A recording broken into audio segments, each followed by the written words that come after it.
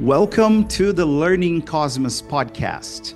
I'm your host, André Hedlund, educational psychologist, author, geek, and nerd.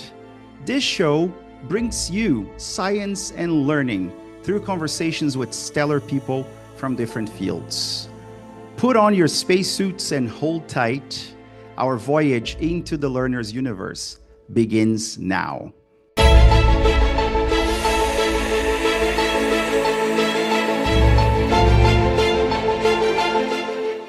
Okay, so we're recording. Welcome, folks, to another episode of the Learning Cosmos podcast. And you know what? I couldn't be any happier today because I have spent so many hours with this woman without her knowledge in the library of the University of Bristol trying to get my dissertation done. Tracey Tokuhama-Espinosa, thank you so much for saying yes.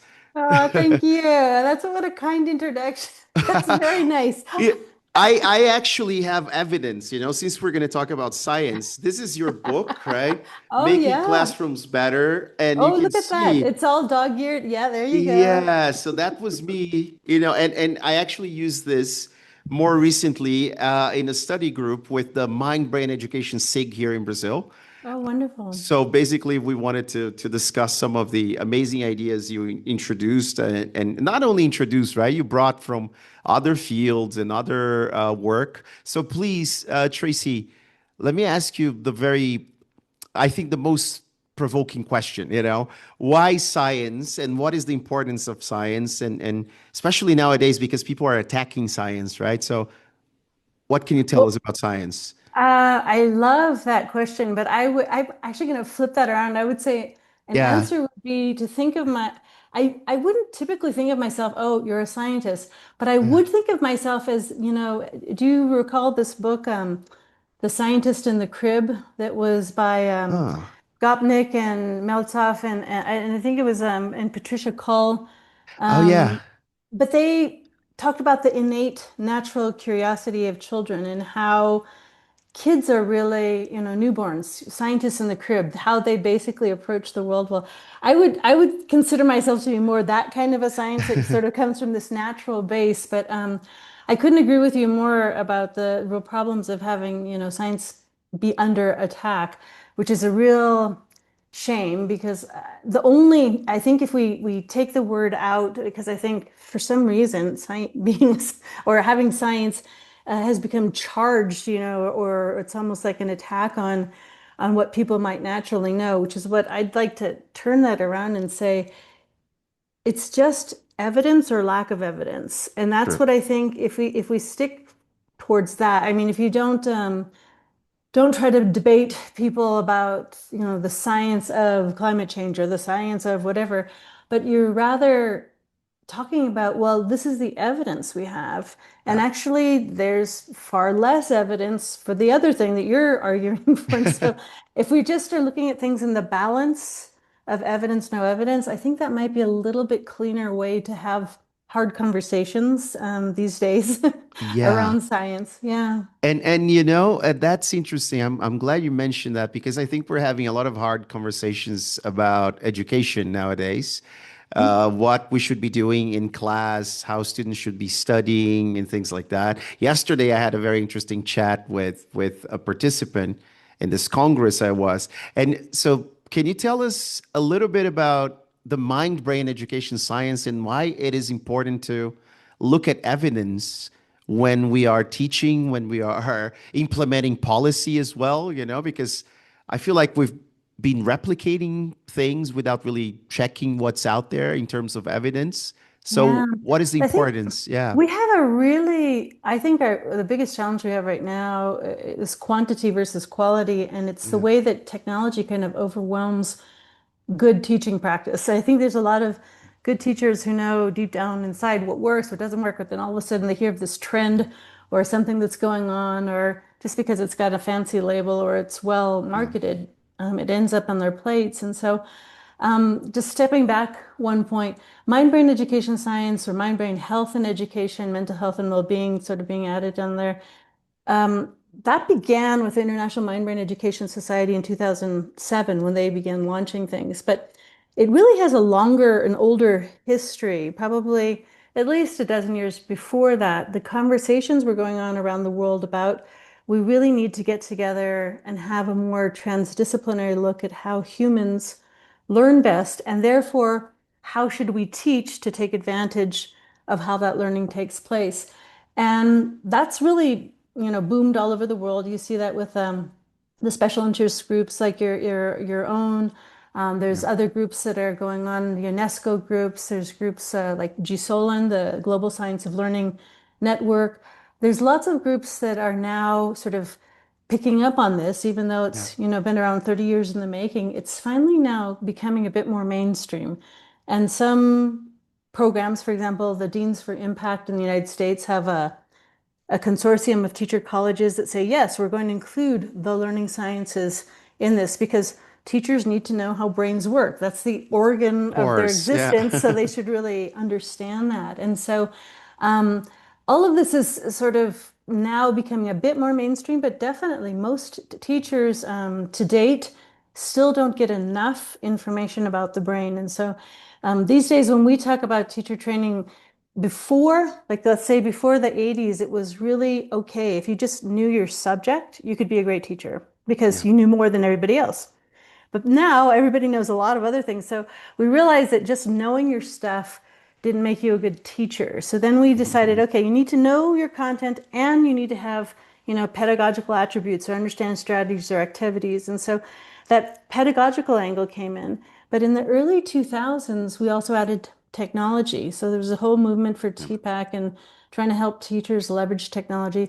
But it wasn't until 2007 that we said, okay, but now you also need to know about the brain. So it's still relatively new, Yeah. but understanding the evidence that comes from the learning sciences is slowly but surely creeping into teacher education, hopefully. The problem is, as you were mentioning before, a little bit of knowledge can be a dangerous thing. And so sometimes True. having people, jump on the bandwagon of let's do brain stuff is interesting, but sometimes it's half baked and And that's how people don't. neuromyths are born usually, right? Exactly. Yeah. Yeah. Exactly. Because Yeah. neuromyths do have, typically they have a foundation in some kind of a real study once upon a time, but Yeah. they're either overgeneralizations of things or they're small sample sizes or they're done on animals or things that just aren't 100% true. And so, yeah, so things are coming up, but it's making for more complex conversations, which is really good. But it's also hard because teachers, are overworked and it's really hard Yeah. for them to get, wrap their heads around a totally new set of vocabulary and to have these kinds of conversations. But more and more teachers are definitely up to the task and definitely, Yeah. leveraging that information. And what would you say to those teachers who actually think that the mind-brain education science is here to dictate what they have to do in the classroom? Because I had a conversation with a teacher who said, well, the science is the scientific method is dogmatic and it tells you exactly what you have to do. There's a formula, there's a sequence. It's the opposite, isn't it, Tracy? It's the opposite. There's Yeah. nothing prescriptive about it. And I think one of the really interesting early discussions in this field, rather than call something educational neuroscience, like education is Yeah. a subfield of neuroscience, or neuroeducation, where neuroscience is a subfield of education. The mind-brain education movement really wanted to have an even playing field. All the fields are equal. Yeah. Psychologists, neuroscientists, educators, and then we added on mind-brain health and education, so mental health and well-being. You have an equal footing of all Yeah. people to have a dialogue around the best things that should happen in human learning experiences. And I think the main problem we have now is that we've now adopted another term, the learning sciences, to sort of be, this global umbrella term, which is useful in one sense of sort of encapsulating all of the different things. But learning sciences could include things like tech and AI and Yeah. cultural anthropology and other things that have to do with how humans learn. So it's much broader. But again, the very interesting thing is there's the science of teaching hasn't caught up to the science of learning. We know a Yeah. lot more about how the brain learns, takes in information, memorizes, pays attention, experiences emotion, cognition. We know a lot about that, but we are less prepared to talk about, well, Yeah, how should teachers then leverage that within strategies and activities that actually take advantage of what we know about the brain? So I think exactly. we're still a little bit in, teaching is behind learning as far as the Mhm. research is concerned, but we're getting there.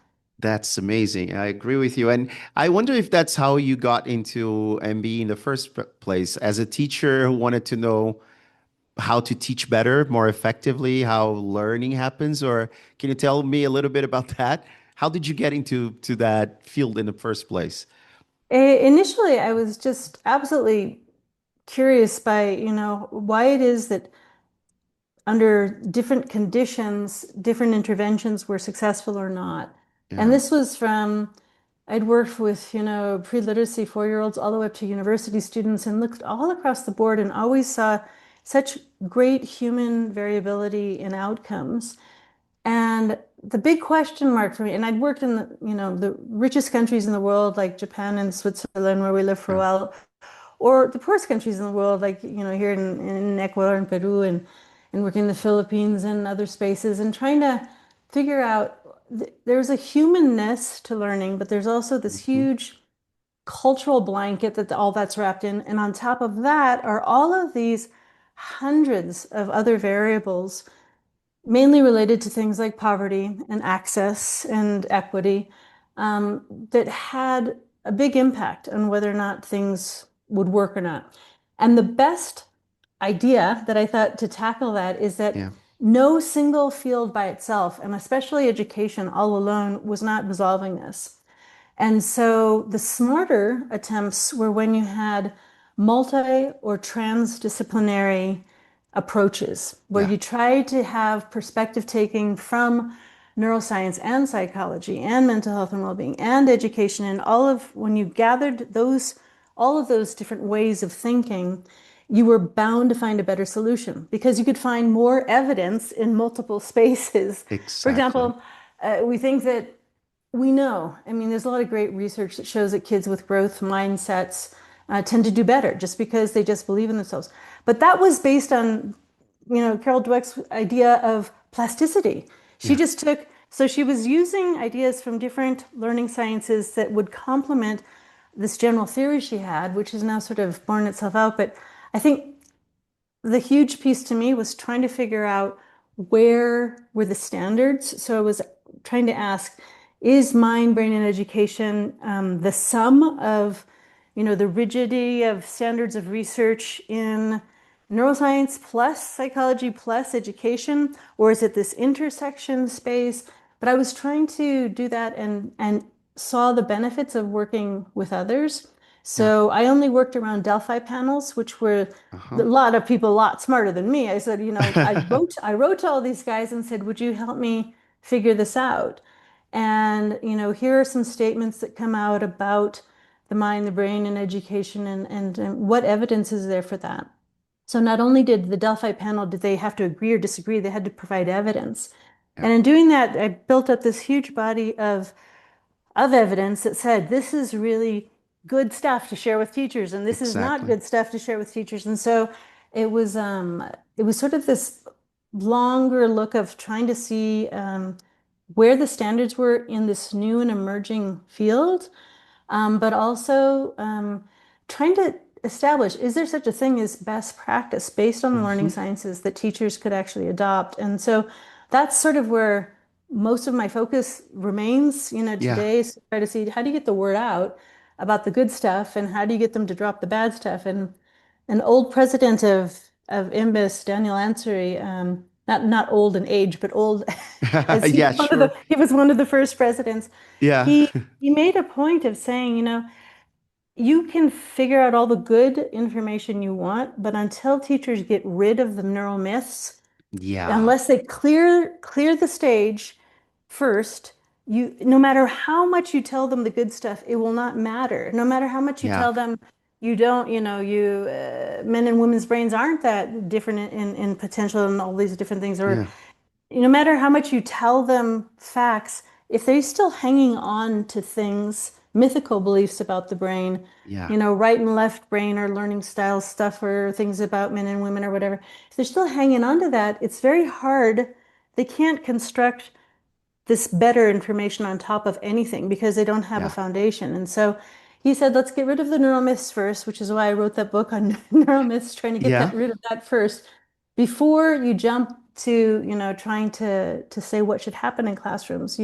First we have to clear the stage, I guess. Yeah, get rid of the weeds, right? And Yeah. and that's interesting you mentioned because I remember when I was writing my dissertation, I think the most prevalent neuromyth was still learning styles, like Yep. s It's the at most least costly too. yeah, like 70% of the teachers in the UK believed in the mashing hypothesis and learning styles and everything.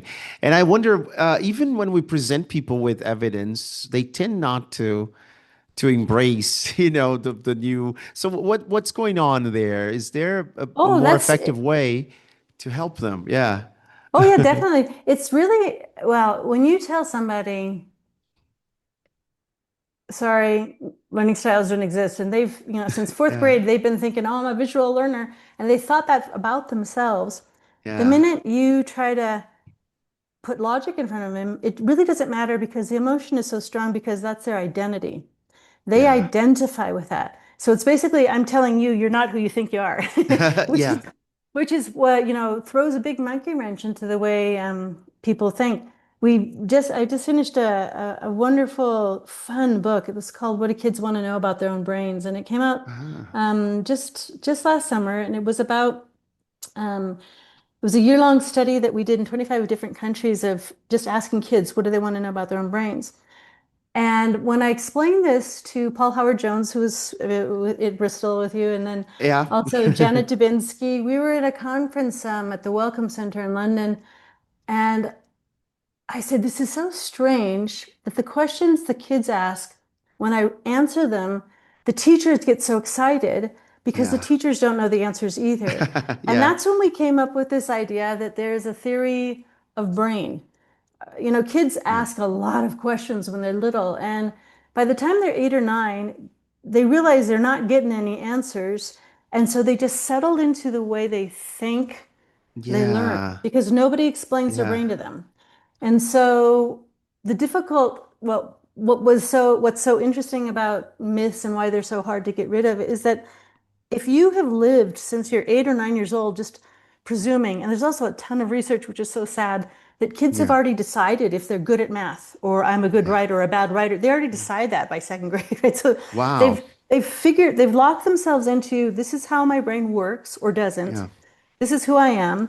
And then they spend the rest of their life just confirming what they think Yeah. they know without any evidence, without any Wow. evidence. Yeah. And so what was so powerful, we hope, about this book is that in answering these questions in a way that kids and adults can understand, we're going to help feed that natural curiosity that they have of wanting to know, well, how Yeah. do I learn best? And why was today a harder day than other days to remember things? Or how come I studied all last night and I still can't remember stuff this morning? Or why Yeah. did I wake up angry? Or all kinds of other stuff that the kids were asking are things that actually feed into this general humanness of all of us want to know ourselves better. But Yeah. we haven't spent a lot of time explicitly teaching people about that. So what we're hoping people do with that book is that they start to, in counseling sessions, for example, sometimes counselors get about an hour a week with their students and they don't really have an agenda. And I said, if you have nothing else to do, talk to them about some of these questions that Yeah. help them with identity or managing emotions or studying better or whatever it is. All the questions that they have there are addressed. And so, um, long-winded answer to your question about why are some of these myths hanging Yeah. on. It's because they're really ingrained in a sense of who we think we are and how we think we learn. And Yeah. even if I give you the best information and evidence, if it contradicts what you have already embraced for years, Yeah. it's very hard to untangle that. I think I learned something about cognitive dissonance, which is like that feeling you get when you're confronted with a new information that goes against your sense of self and identity, and then and suddenly you're forced, to make a decision, and that's very uncomfortable. Yep. And yeah, please go ahead. Well, and Yeah. this is Yeah. exactly what we Yeah. have the students live through in my class Yeah. at Harvard. We it's called the Neuroscience of Learning, and in parallel with learning all of these things about the brain, what they also have to choose their own project. Yeah. And I just say, Andre, what do you want to know and why?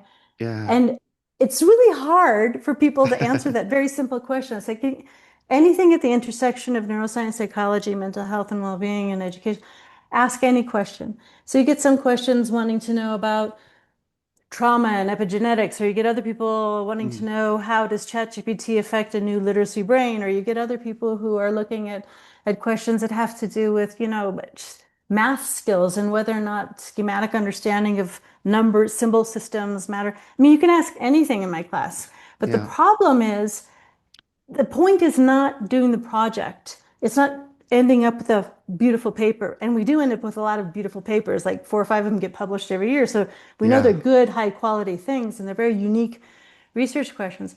The point is to make them live the process Yeah. of that cognitive dissonance, of becoming uncomfortable, of realizing, oh my gosh, I had presumed X, all this time, and now the evidence shows Y. And that's amazing. And it's Yeah. what we measure is their reaction to that. How are you able to take on new knowledge and own it? Or do you just, go, kicking and screaming to the floor, just, sticking onto your beliefs? At least in the United States, we have a terrible tradition of students being very good at writing 5 paragraph argumentative essays. They want to prove something. Yeah. And in our class, we make them ask a question and answer a question. And it's a very different mental process. In fact, most of them suffer with wording. They don't know how Yeah. to express themselves in that way. And so, anyways, I agree with you that dissonance is a huge piece in that, you have to bang into that wall, get over it before you can actually get to that next level of learning. And so that's what we're after the whole time. And it is uncomfortable. And It that's what we is. try to Yeah. get them to be is comfortable with being uncomfortable because that's what learning is. So. That's perfect. I love that definition. And that brings me to your book, Making Classrooms Better, because I think one of the most interesting parts was really the idea of principles, tenets, and instructional guidelines, right? Yeah. Can you tell us a little bit about those, and why is it important for teachers to know about them? So I would say that those are the last 3 pieces. The first was getting rid of neuromyths. So if we can get rid of the Yeah. neuromyths, then we start to help share with teachers the principles, which are just 6, fundamental things that are true about all human brains and all cultures at all ages and all stages. And so that's a very, very interesting one to approach, right? Like Yeah. your brain is neuroplastic throughout the lifespan. Just understanding fundamental concepts about the brain.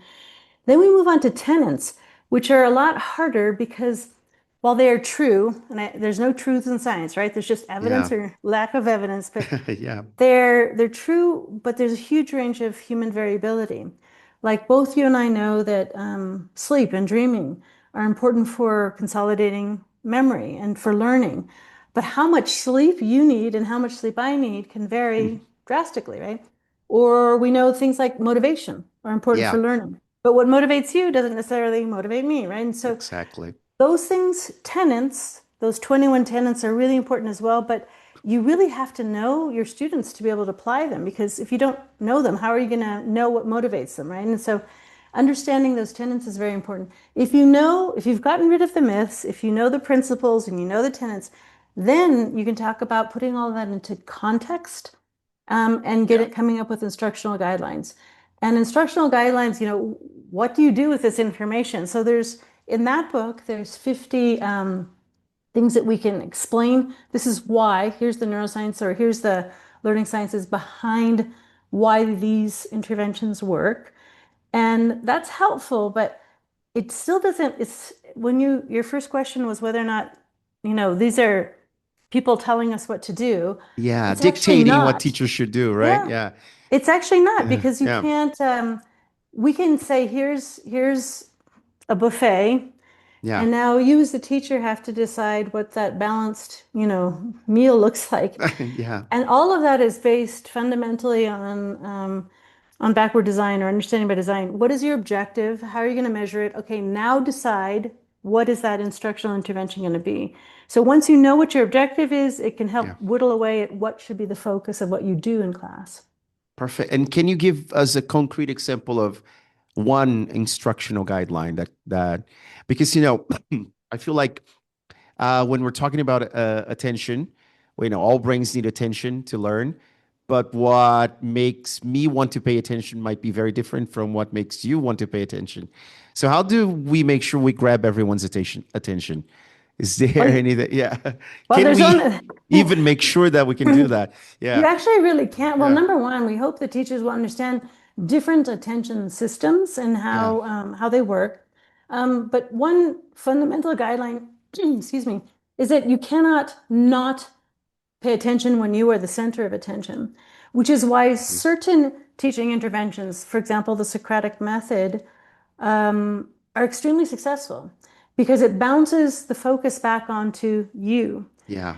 For example, in my course, students, it's a flipped classroom, so students will watch a video, then they will, send us the reflections, most interesting part, most confusing part, most whatever. And in the live class, all I do is say, Andre, you pointed out this really interesting idea here that you were kind of Uh-huh. confused by this other element because it contradicted this other thing. Tell me more about that. Ah, And okay. when you are the focus of attention, then your learning is really heightened. Your focus is sharp and in my class, we just do pure cold calling all the time. They never know who's going to get called on, but Yeah. the slide will come up and it will have your quote there, and you're the center of the attention. You're the class. And we know that that actually is very, very beneficial as far as learning is concerned. And so that's one example. If you want to maintain attention, keep the student as a center of attention. That's one good rule of thumb.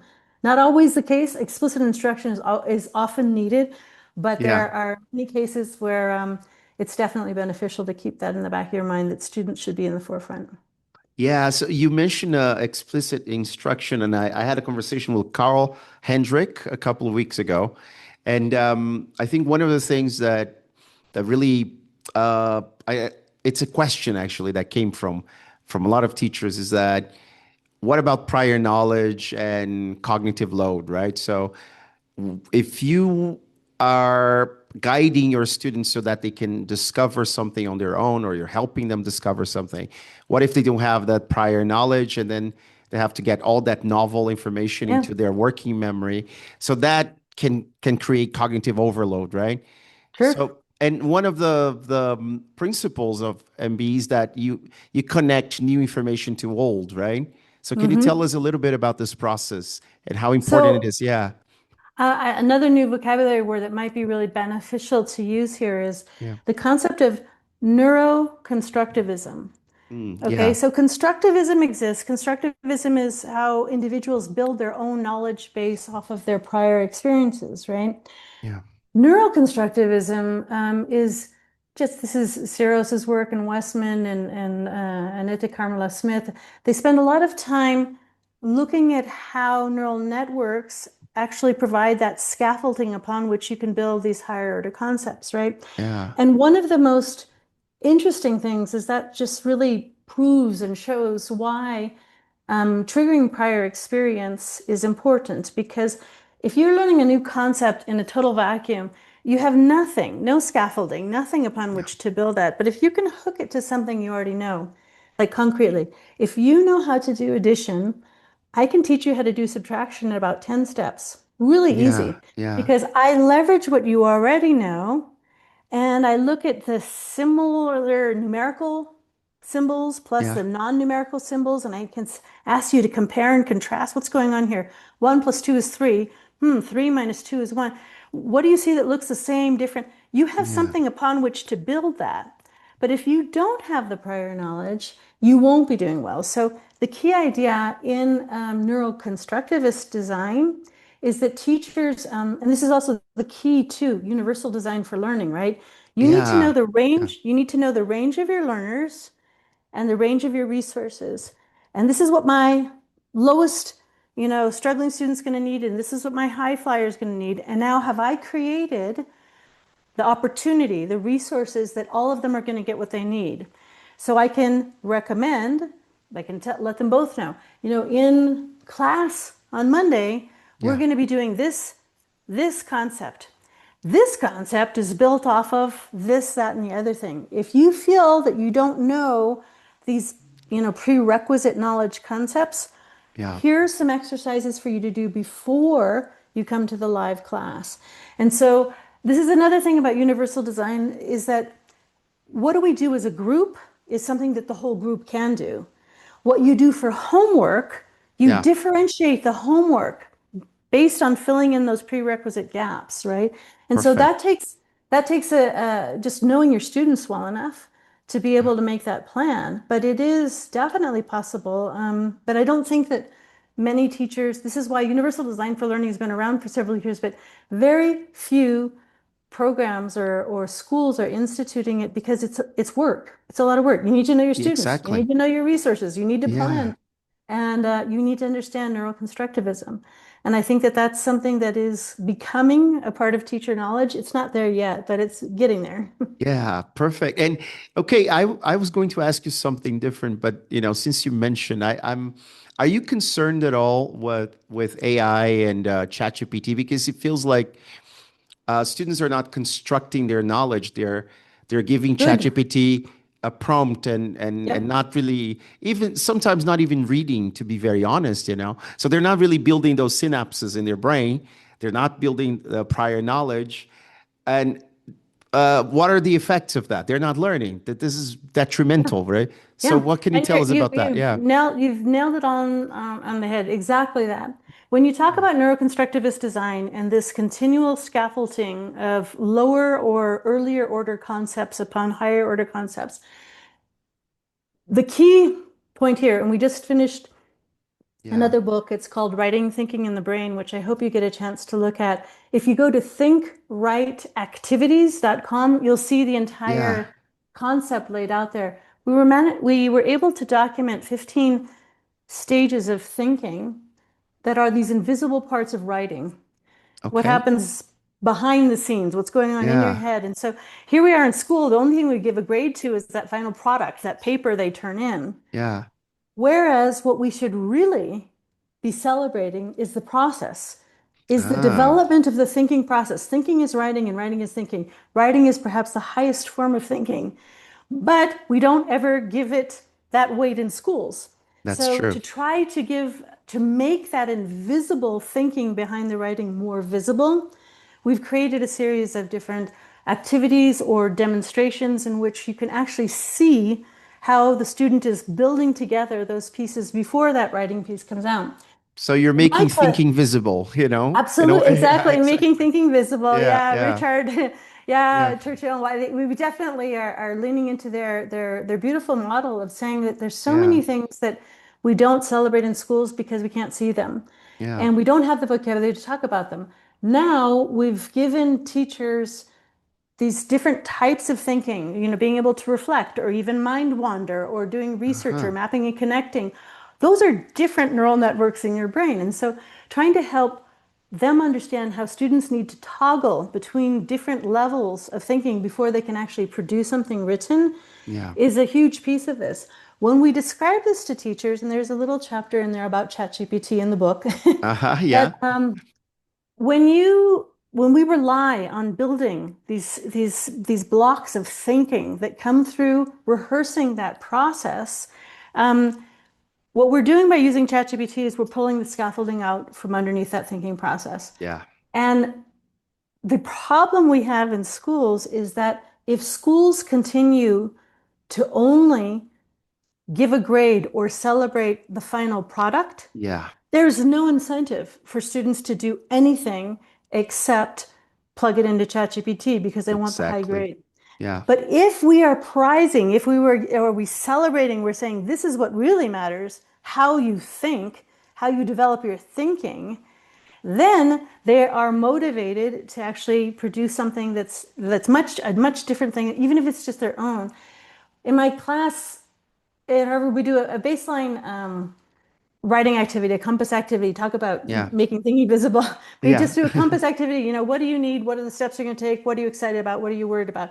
We have them handwrite it the very first day, so I have a baseline of Aha. Okay. understanding how they write. And then we explain to them this class is about how you learn. It's the neuroscience of learning.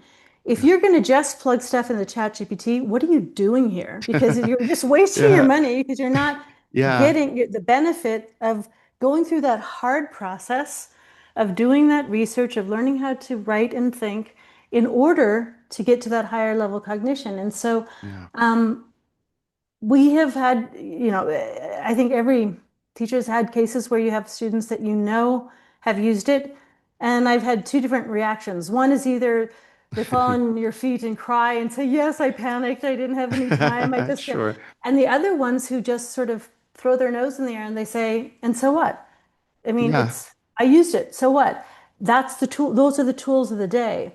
Yeah. And I can agree that those are the tools of the day if we only care about products.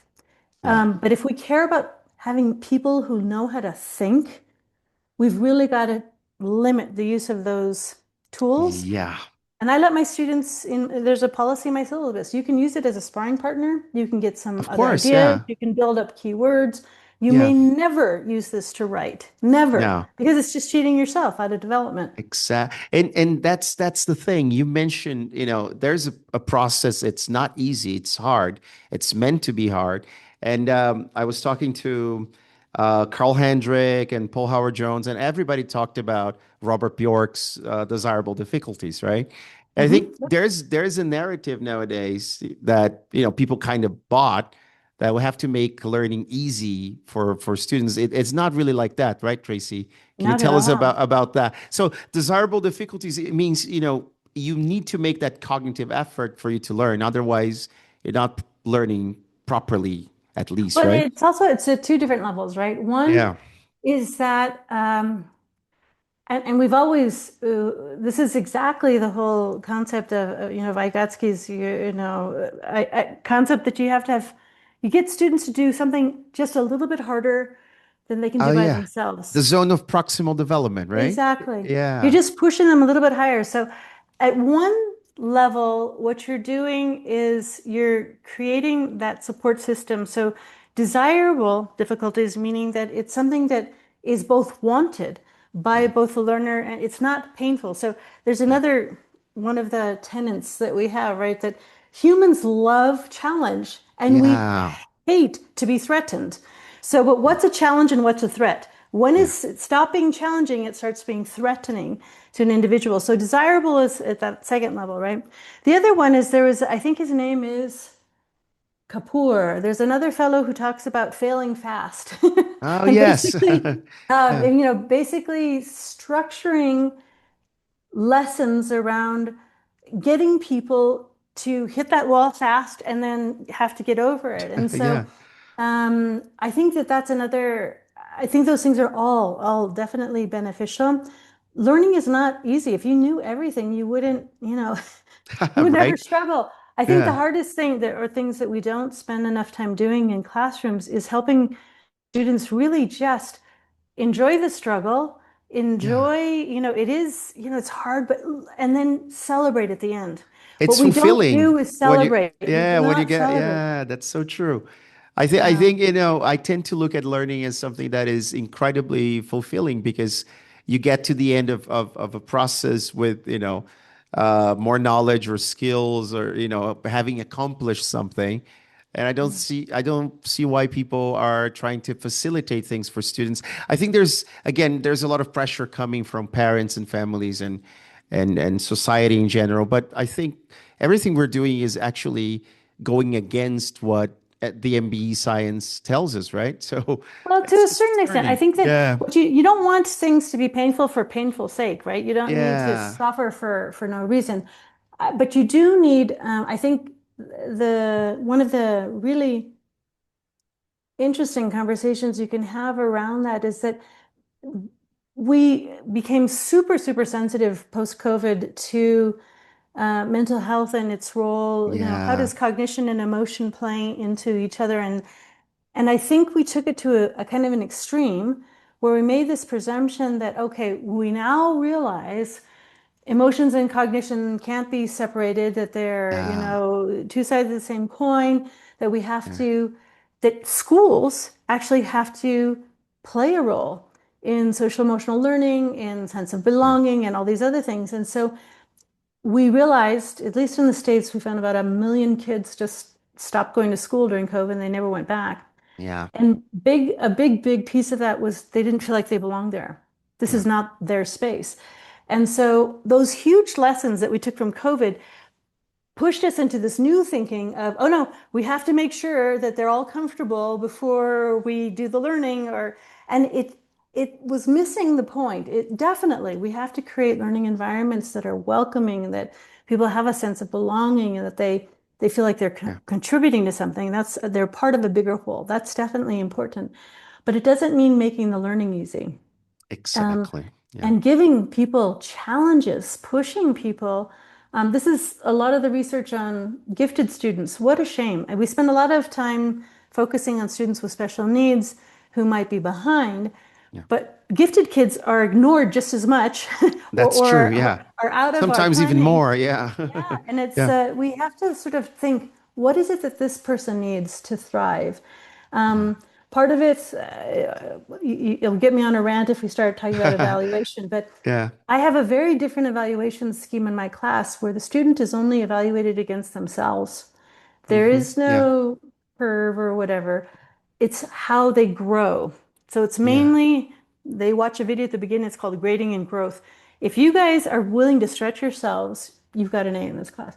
But if you don't know how to take on the challenge of learning something hard and new, Yeah. no, you're not going to grow. I mean, that's not going to be an A in my class. And so helping them understand that, I think, is very important. And so it's not Yeah. necessarily making things nice and easy, or make it's the comfort thing is real, but at Yeah. the same time, it has to be that the challenge has to be at that right level, right? Exactly. Yeah, that reminded me of Mary Helen Imordino Yang Yeah, and Antonio Damasio's paper. We feel we therefore we learn, feel, right? therefore we, yeah. That's a great one. Yeah. She's wonderful. She comes to our class every year. It also reminds me of, have you ever heard of this concept of the Yerkes-Dodson curve? It's from 1908. It's a really old concept. And it was only done on rats and Yeah. stress, but the whole idea, you see this curve. Yeah. Basically, it's this bell-shaped curve. Yeah. And on the one side, you've got people alert and awake and Yeah. stimulated and focused and okay, but then you hit this peak point, and this is when they have what's called eustress. It's good Yeah. stress, right? They Yeah. are primed to learn. Their attention is highly focused. But a teeny bit too much and you fall into distress. So from Uh-huh. eustress to distress. And so there's this optimal performance space, and that people can easily be tipped to be overwhelmed by things and they can't Yeah. learn. And so this optimal space is key, and teachers learn about this theoretically. But the problem is, in a real classroom, the teacher has 20 kids with different Yeah. peaking points. So different people need different nudges to get to their optimal performance. Yeah. And that means you have to know your students better. If you don't know your students, you Exactly. can't teach them. Yeah, that also reminds me of Csikszentmihalyi's flow, right? So So yeah, there's this channel that has to do with the amount of challenge, but also the skills, the level of skills that you require to get something done, right? Yeah, so there it's amazing there's how another, you were talking about yeah, working memory and cognitive load and prior experience before. I had a yeah, student last semester who did her paper specifically looking at flow as yeah, mediated by attention, which results in the working memory and the cognitive load you can actually devote to different things. And so they're all related. All these concepts are really yeah, related. And it's a kind of vocabulary that you and I are bantering about, but it should be common knowledge for teachers. And so exactly. a, Yeah, a key part of beginning this whole process of making sure all teachers can do this is actually sharing that vocabulary and becoming more having that communication. Like yeah. nowadays, you can probably say plasticity and pretty much every teacher understands what you're talking about. Yeah, But 5 years ago, it wasn't like that. Yeah. So it's definitely, it's a growing, it's a process. It's a Yeah, process. that's why we're trying to spread the word on, the MBE science and get people on board because we believe it's a mission, it's something that we want more teachers and educators around the world to know more about because it really empowers Yeah.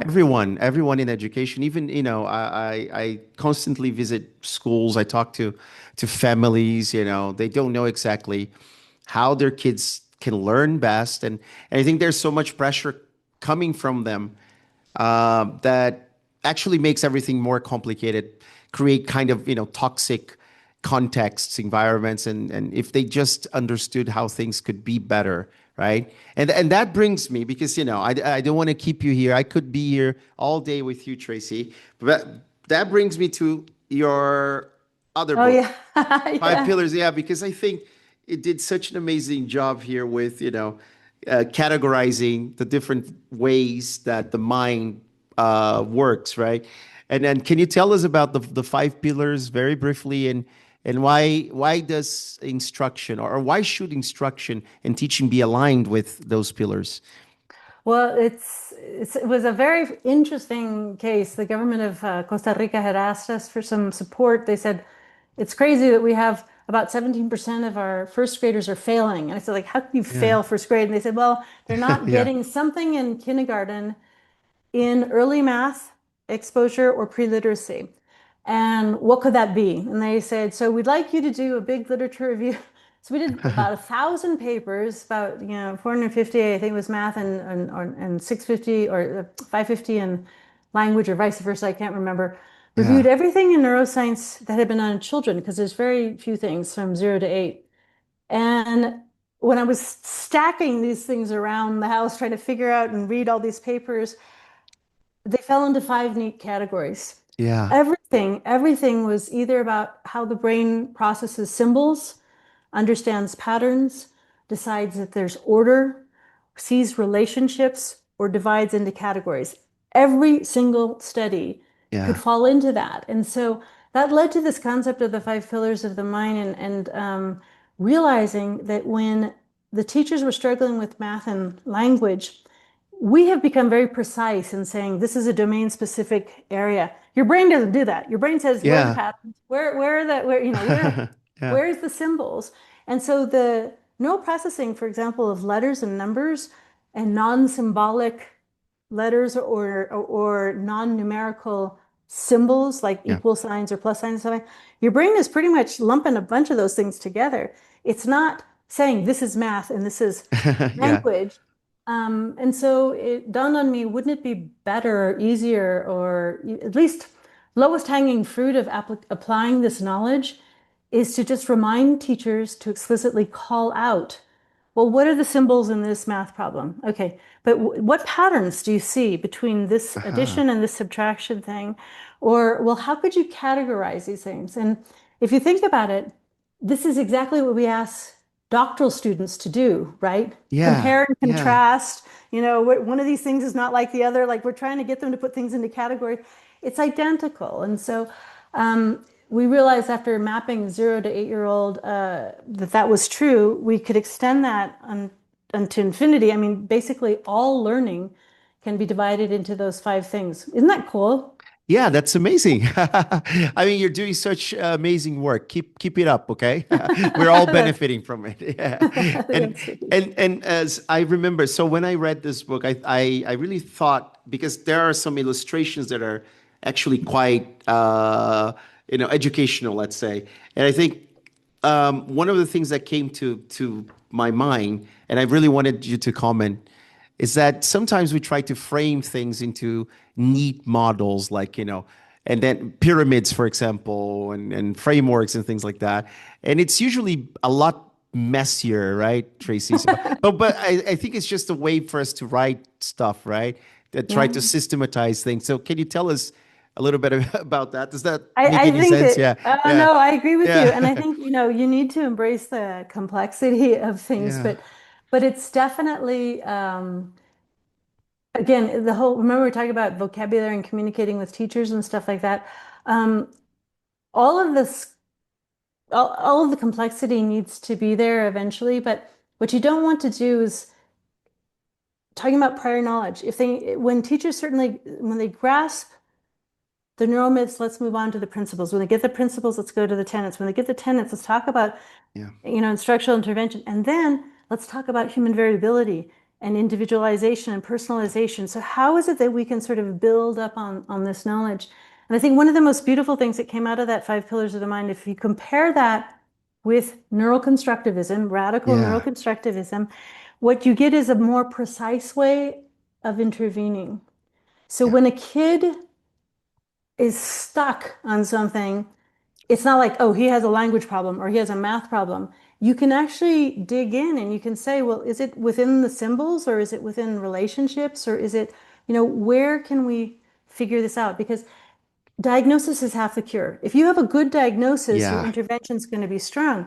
But if teachers continually say, he's got, and I asked teachers what they knew about their brain, they would always say, oh, they have a processing problem. I said, well, what does that mean? What does Yeah. that even mean? And when you realize they don't have the vocabulary, Yeah. if you give them the vocabulary, this is with a large group of teachers in Hawaii, we talked about how you could diagnose learning problems. We showed them a video of a struggling reader, Yeah. a 10-year-old girl just having a hard time reading a sentence, right? And turn it off. I said, okay, so what was her problem? And what should we do about it? And it's a processing problem. Everything was a processing problem. Then we Yeah. said, okay, let's look at how your brain is really doing this. There's sensory things, there's general cognition, there's memory, attention, executive functions, but there's also things about math and language and things that are symbols and things. We sort of explained 16 basic neural networks. Then we showed them another video and we said, now what? And they said, oh, well, clearly this person has, a working memory issue because they can't remember Uh-huh. what happened. Yeah. Or they have a problem with the symbols because symbol to sound. They were able Yeah. to diagnose this just because they had vocabulary. It's Yeah. not like it's specialized anything. It's just giving them the words to have that conversation. And once they were given that, they were much better at intervening with the students who had difficulties. Instead of just saying it's a language problem, they could Yeah. dig into the details, and the precision with which they could identify the problem meant they had a more precise intervention, right? Because if a kid has a problem with vocabulary, you do Yeah. something totally different from if he has a problem with symbol to sound relationship or working memory. You have different interventions for those different problems. Does that make sense? It makes sense. Actually, I was trying to remember a quote by Wittgenstein, or I don't remember his name. Wittgenstein. Yeah, was it Limits are the limits of my world, the my limits of my world language, or the limits of are the my limits of world? my world. Yeah, Yeah. I was thinking about that because I was discussing with a friend uh Sapir-Whorf and linguistic determinism and things like that, and then there were some very interesting studies conducted with natives from I don't know, Indonesia, and Hmm. colors, whether they could see colors that they didn't Right. have the language for, they didn't have the Right. word for. They can see the colors, but Exactly. it takes time for you to kind of They incorporate can that say into, they yeah, can do it, right? they The can only do it, problem is yeah. they don't Yeah, have the means, and this is what we did with the book. yeah, The Writing, Thinking, and the Brain is the first book on the neuroscience of writing. There is yeah, really no other book on the neuroscience of writing. And when you break it down in the way we did, teachers now can talk yeah, about those yeah, precise interventions, or they can see it. Oh, it looks like this kid is really stuck, whatever. If you go to that webpage, the thinkrightactivities.com, you'll see it says on the bottom, if you see a student is struggling with whatever, yeah. try the activities in understanding or try the activities in Def reflection or try the activities. And it sort of helps, it gives you the vocabulary you need to actually say, it's a problem of whatever, mapping and connecting. It's a problem of whatever. And articulating that is a huge thing. In yeah, the class we just finished, one of the activities the students love the most is about every 2 weeks or so, I just stop, I'll put them into rooms and I'll say, okay, think of all the words you've used in the past 2 weeks and let's add them to our wiki dictionary. And they yeah, build up this huge glossary of how they can communicate about mind-brain education science.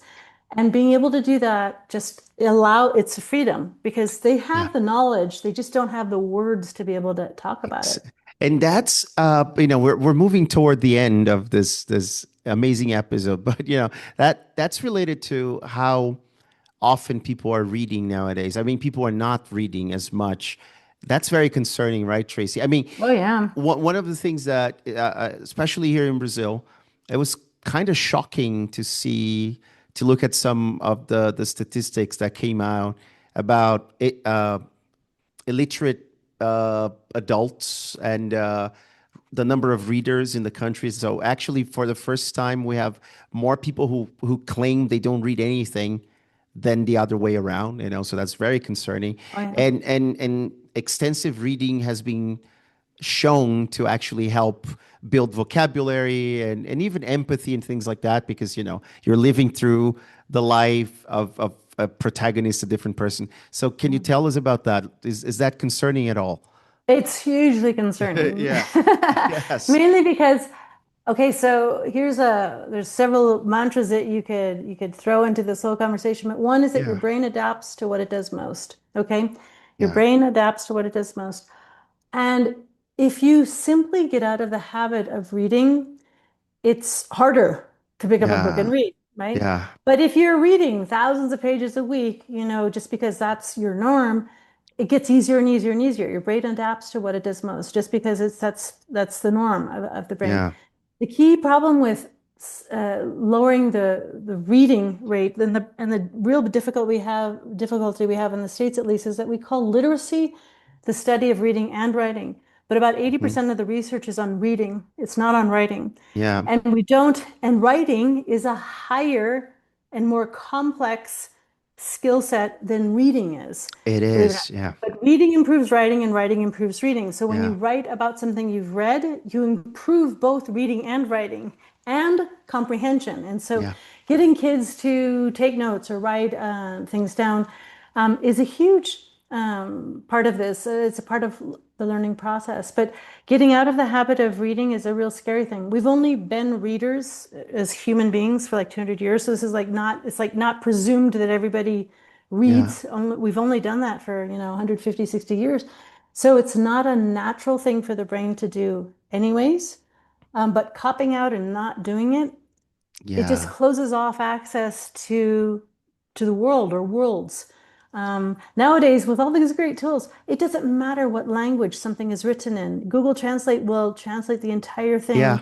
right there. So you could read the greatest works of anything around the world. So it's ironic that at a time of most access, we have people who have stopped reading because they find it cumbersome or tiresome or whatever. I think that we have to find a big balance. The reason your Mhm. podcast is super successful and that maybe even more successful than it might be if you wrote a chapter on each one of the podcasts you do, Yeah. it's because the modality lends itself to busy people who might be on a bus Yeah. and, or driving to work or doing some other things like that. And so we need to embrace all the different types of modalities, but we can't let go of the fact that probably one of the highest order thinking things we ask our brain to do is to write. And to write well, we have to read a lot. And so reading and writing are definitely key elements in these building blocks of Yeah. thinking. Yeah, and that brings me to the final questions because, well, since we're talking about reading, I wonder if you are a geek like me, Tracy. Do you read anything other than mind brain education, literature? Of course, I'm sure you do, but, I do. I have, sci-fi, to say, fantasy, things like I have that. a lot of things there's a bit of poetry and there's a lot of other Yeah, things on the other. I mean, I do a lot I enjoy reading. I enjoy fiction as well. Yeah, lots of beautiful fiction. There's some, yeah, yeah. Definitely. I do think that it does expand your mind. It definitely expands your mind to be able to read and I had somebody who asked me, said, "Have you read all those things?" I go, yeah, I have to read them. Well, why do you read them? I read them. I said, because it's just, it's the way humans are in the world. You put yourself out there in the world and you want to yeah, interview a lot of people, but it's very selfish, Andre. The reason you do that is yeah. that we know ourselves better by knowing the other. That's very true. Yeah. And the more others you know, the better you get at figuring out and chiseling at your own identity, right? So Yeah. when you read broadly all kinds of things, and even people you disagree with, or ideas that are uncomfortable, that just helps you, round things out. It's like that uncomfortableness of all learning, right? Is that it's okay to be in So that true. space. Yeah.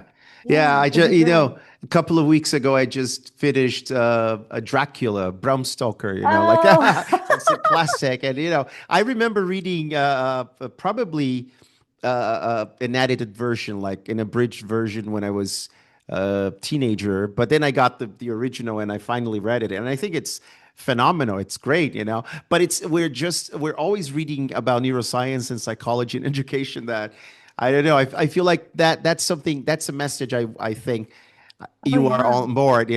We should read literature, fiction, novels, things like that, because that's also good for learning in the brain, right? I give you one last thought on that. We had to Yeah. map all of the different genres of writing for this book. How many different kinds of writing do you think there are? So you have poetry, you have nonfiction. I Yeah. mean, how many kinds of writing do you think there are?